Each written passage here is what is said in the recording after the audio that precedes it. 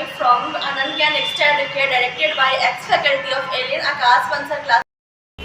So today we will discuss the another lecture of terpenoid, that is isoprene rule and special isoprene rule. So firstly we discuss the isoprene rule.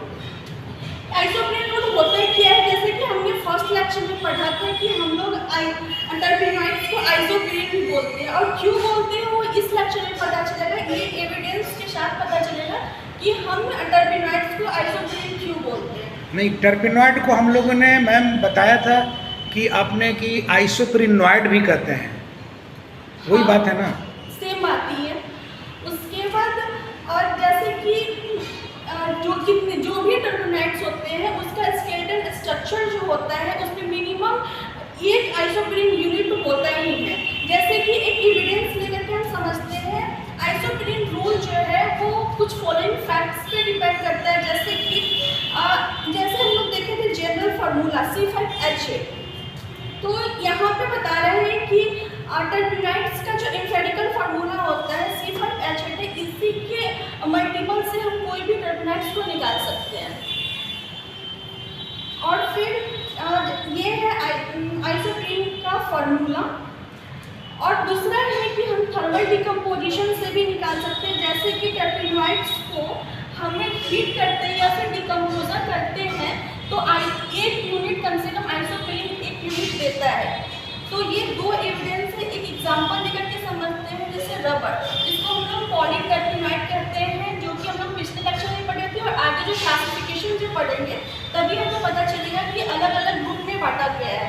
तो rubber जो है पॉलीटर्पेनॉइड है, जिसको कि हम लोग destructive distillation करते हैं, इसको पॉलीटर्पेनॉइड को डिस्ट्रक्टिव डिस्टिलेशन करते हैं तो मिलता है आइसोप्रीन।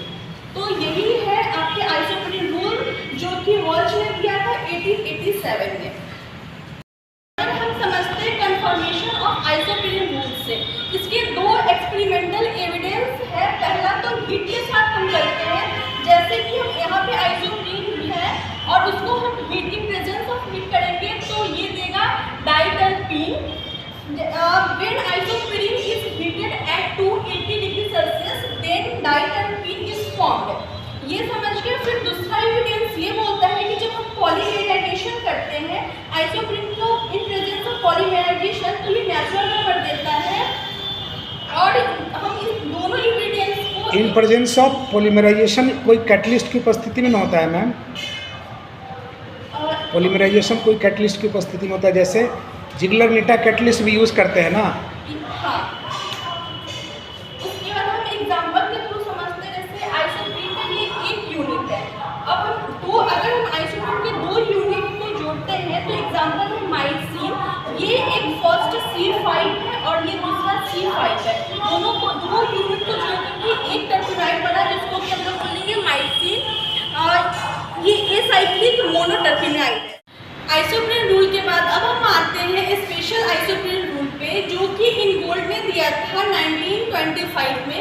इसमें स्पेशल आइसोप्रीन में क्या बताया, जैसे आइसोप्रीन रूल में बताया गया है कि उसमें मिनिमम एक यूनिट आइसोप्रीन में प्रेजेंट होता ही है, लेकिन कैसे होता है वो स्पेशल आइसोप्रीन रूल में बताया गया है। सबसे पहले हम देखते हैं कि आइसोप्रीन रूल का लिंकेज कैसे है। ये बताता है हेड और हेड टेल फैशन पे, या फिर उसको हम लोग बोल सकते हैं 1/4 फैशन में। जैसे यहाँ पे एग्जांपल हम लेते हैं, माइसिन का एग्जांपल है, ये मोनोटर्पेनॉइड का ये एग्जांपल है माइसिन। इस पे हम लोग देखते हैं तो ये दो यूनिट से बना हुआ है, आइसोप्रीन के दो यूनिट से बना हुआ है। तो ये ब्रांचिंग वाला जो ब्रांचिंग है ये हेड है और ये टेल है। ये हेड टेल फैशन को बताया। फिर यहाँ पे ये H और यहाँ पे टेल, ये दोनों फिर से हेड और टेल फैशन को बताया। इसको हम लोग 1/4 भी बोल सकते हैं।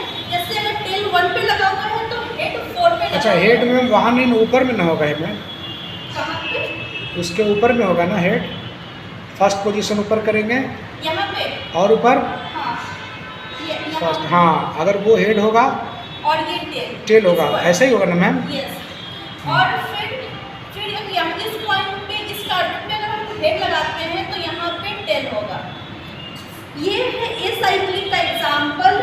फिर हम यहाँ पे ये भी देखते हैं, जैसे ये चेन में है, ठीक है, तो हम ये वाला जो ग्रुप होता है जिसमें कि ब्रांचिंग लगा हुआ है तो इसको हम लोग हेड बोलेंगे। फिर इसके जस्ट बगल में इसको ये यानी चौथा कार्बन पे, चौथा, हाँ, जैसे 1, 2, 3 और 4।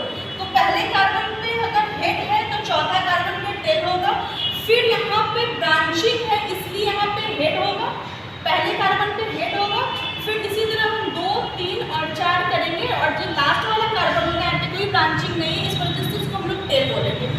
इसका और भी एग्जाम्पल है लिमोनिन। ये साइक्लिक है जो कि यहाँ पे फिर से वही चीज़ देखेंगे, ये दोनों आइसोप्रीन के 2 यूनिट से बना हुआ है। इस पॉइंट पे इसको हम लोग बोलेंगे टेल। फिर ये ब्रांचिंग है तो यहाँ पे हेड टेल को ही बताते हैं, और फिर यहाँ पे भी सेम चीज़ है, टेल और हेड को बताता है।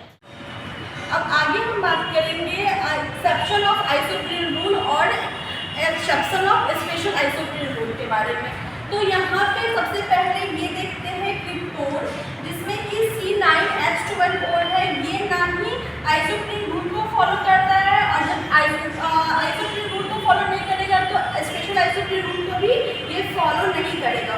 तो यहाँ पे C9 की वजह से ये आइसोप्रीन रूल को फॉलो नहीं कर रहा है। आगे हम चलेंगे स्पेशल आइसोप्रीन रूल के एक्सेप्शन पे, जिसमें कि सबसे पहले आता है लेवेंडोल,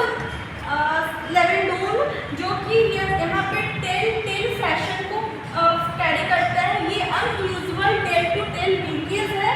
फिर unusual tail to tail linkage क्यों कहा जाता है मैम? इसमें क्लियर नहीं बताया गया है, इस वजह क्योंकि से। टेल टू टेल एग्जैक्टली नहीं है। हाँ, क्लियर नहीं पता चल रहा है, इस वजह से unusual tail to tail linkage बोलेंगे। आगे देखेंगे कैरिडोनाइट्स, जो कि टेट्राटर्पिनोइड का एग्जाम्पल है।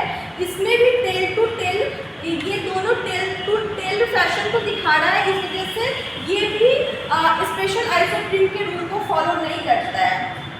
Now we will discuss in third lecture of